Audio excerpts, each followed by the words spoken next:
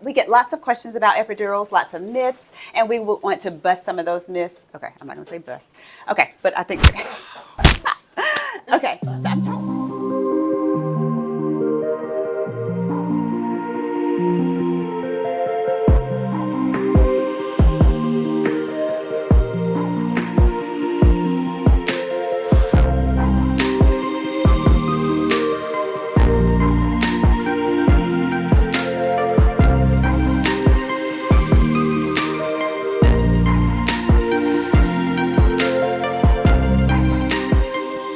Epic Mamas, it's Dr. Kenosha Gleaton, and I am so excited to be here at Roper St. Francis Hospital. This is where we deliver our babies, and this is where you'll probably be coming soon. And I am here today with CRNA Louis Castellano, and we're going to talk about a really important topic, a topic that you guys have probably all thought of, epidurals. So there are lots of myths about epidurals, so we're going to dive right in.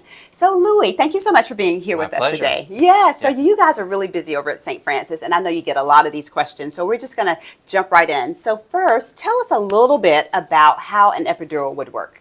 Okay, the epidural works similar to other local anesthetics. Like if you went to the dentist and they give you an injection to numb your tooth, it works similarly, except we put it in your back so we can get to the nerves that innervate your uterus. So it blocks the signal between the pain in your uterus from your contractions, between your uterus and your brain. So you have contractions, but you don't feel them as much, or at all.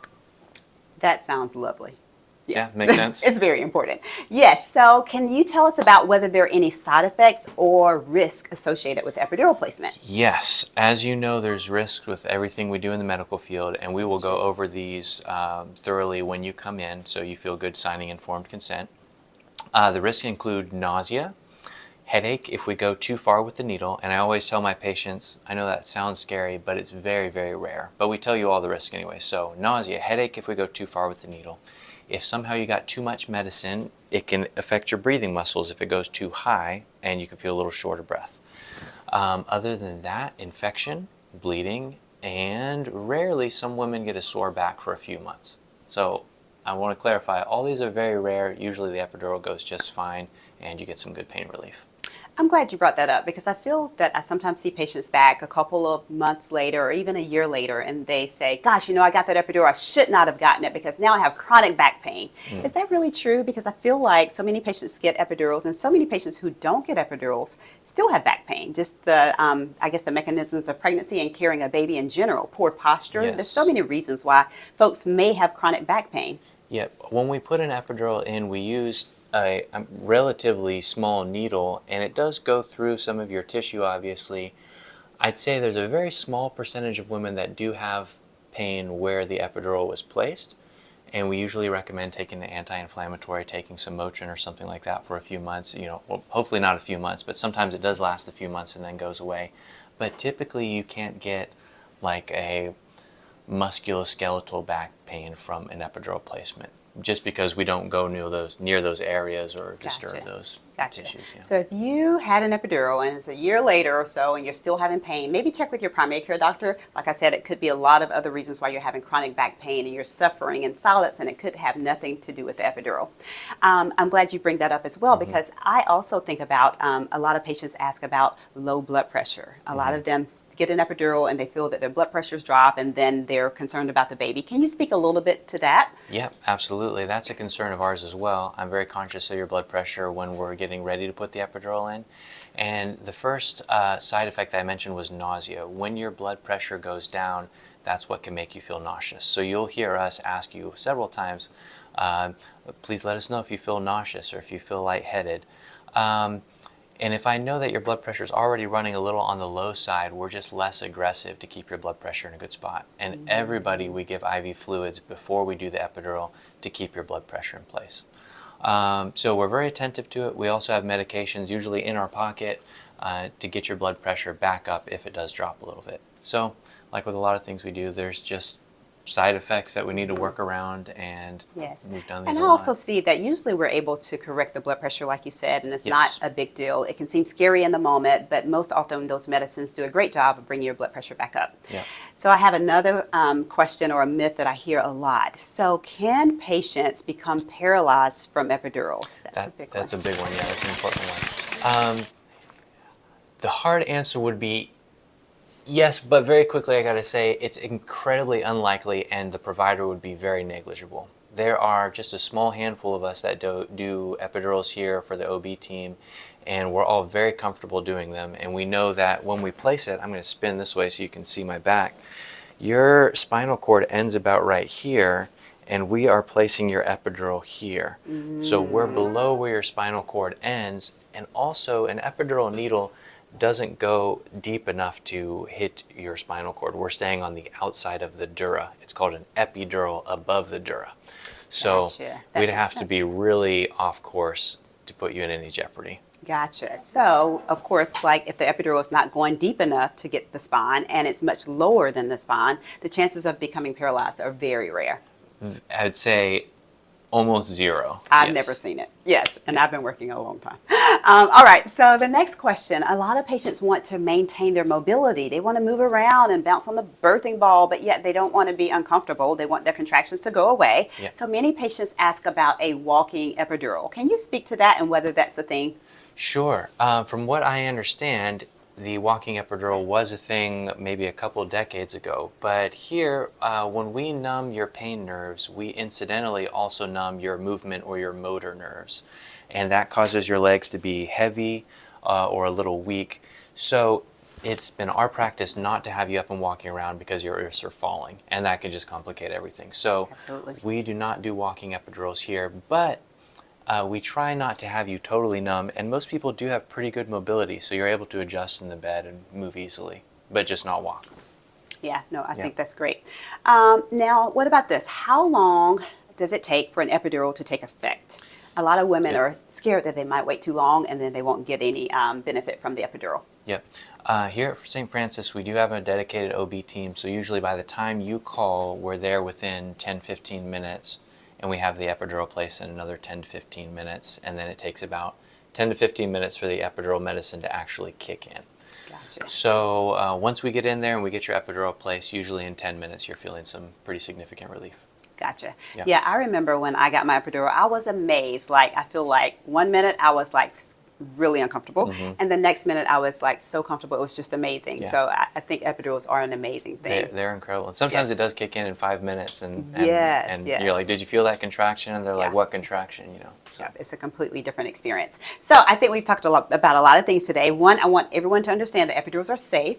Epidurals are usually effective. And if that is the mode of pain control that you choose for your labor, if it's in alignment with your goals, you should definitely get an epidural. And we are here and happy to help you with that.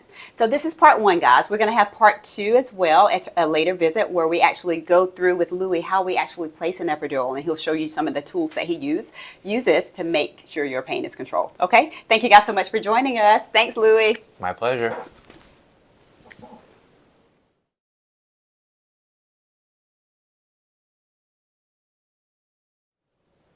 Hi, Epic Mamas. I'm Dr. Kenosha Gleaton, and I am here again with CRNA Louis Castellano, and we are here to do part two of epidurals and epidural placement. So hopefully you saw the first video. So now we're going to pick up with an epidural, how it's placed, and the procedure and process. So thank you so much, Louis, for coming to be with us again. Good to be here. And take it away. All right. So we're just going to walk you through what will actually happen when you have your epidural placed. And of course, when you come in, we're going to go over all of this again with you and walk you through the whole process. So Paige is here. She'll be our demonstrating patient. So typically we'd have you facing one way with either your spouse or the nurse in front of you, and they can be your support person. And then I would come in, we would go over risks, have you sign a consent form, answer any questions, and then we would get you in position. So Paige, the best way to get in position, at this point, since you've got your baby here, we usually have you widen your legs a little bit. That's good. That gives you a little more room for your baby, because what I want you to do is... Should I be her nurse? Yeah, you could be the nurse. I'm going to be the nurse. Perfect. Yes. Paige needs a support person. Yes. Okay, so you always have someone in front of you on the other side, so it feels Okay. more comfortable. And then, Paige, what I want you to do is basically relax your shoulders. That's perfect. You got it already. Bring your head all the way down to your chest. And then if you've ever done yoga, this is the cat pose. So there's cow and cat. So if you're a yoga person, do cat. If not, just relax everything, and that's perfect. You want your back to kind of curve in like a C shape like this. Like a shrimp. I hear some nurses say like a curve it boiled like a shrimp. shrimp. Yeah. Yes, yes. Or a Halloween cat's the other one that everyone always Oh, says, yeah. like one of those cats. So you're pushing this part of your back out. And then typically what I'll do, I'll come and I'll just feel the top of your hips, and then I'll feel the middle of your back so I know where I need to go. And my colleagues may do this a little differently, but we usually put a small mark on the skin either with our fingernail, or I use my pen sometimes so we know where to go. And typically we're kind of narrating this to you as well. Then we say we're going to clean off your back. It's going to feel cold. You'll feel cold. We put a drape up because this is a sterile procedure. And then after that I let you know, okay, I'm going to go ahead and put some numbing medicine. So you're going to feel a small poke right here and then burning. It's going to last about 4 or 5 seconds. And really this is the most painful part of the procedure. I wish it was completely painless, but we haven't gotten there yet. So you feel a small poke, and it's a very small needle. It's not a big needle at all, and then a little burning. And after that, this area of your back where I'm going to put the epidural is numb. You feel pressure, but you don't feel any pain. And after that, I tell you, okay, you're going to feel some pressure now. And I'll go ahead and start putting the epidural in. And what I'm actually doing, it's similar to the concept of an IV. What we're doing is placing a very small tube, and I'll show you the tube here. And let me know if you want me to get a little closer to the camera. I can definitely do that. This is it, very small, flexible tube. This is all that's going to be in your back. No needle is going to remain in your back. So we place this here, and then I'll usually drape it over the shoulder, and then we'll get it all secured and taped up sterilely, and that's it. So you're laying on just this little tiny tube here, and you can still move around in bed, reposition yourself. We secure it well so you don't have to worry about it. And this gives us access to deliver that local anesthetic to the nerves that we need to get to help decrease your contraction pain. And that's pretty much the procedure. And like we said last time, once we have this in place, we can give the medicine. It doesn't work instantly. It takes about 10 minutes to kick in fully, but during that 10 minutes, usually your contractions are getting shorter and less intense.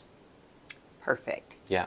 Yeah. Questions about that, Dr. Gleaton? Yeah, no, I don't. I was just kind of looking around because I feel like there's usually like the little button that they press, That's a and great I point. wanted to show them how they can get more medicine if they are starting to feel their contractions. Yep. Every patient is given like a little button. This will just be at your bedside, and if you're feeling contractions, feeling more pressure, getting uncomfortable, you can just press this button, and that button will then administer more medicine through that little catheter. Is that right? That's correct. But to be clear, there's medicine going in constantly, and you'll continually get medicine until you deliver.